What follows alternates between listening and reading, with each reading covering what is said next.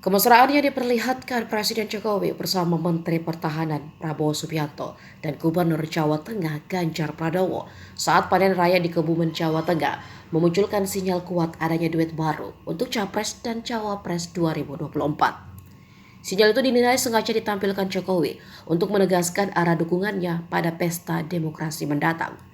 Apalagi ketika Jokowi mengajak Prabowo dan Ganjar berjalan beriringan hanya bertiga di tengah pematang sawah menjauh dari pejabat lainnya. Analis politik Adi Prayitno menangkap itu sebagai pesan yang dikirimkan Jokowi bahwa immaker kedua calon presiden kuat adalah Presiden Jokowi sendiri. Menurut Adi, ini kali pertama dua tokoh kuat sebagai calon presiden dipertemukan, diduetkan, disatukan oleh Presiden Jokowi.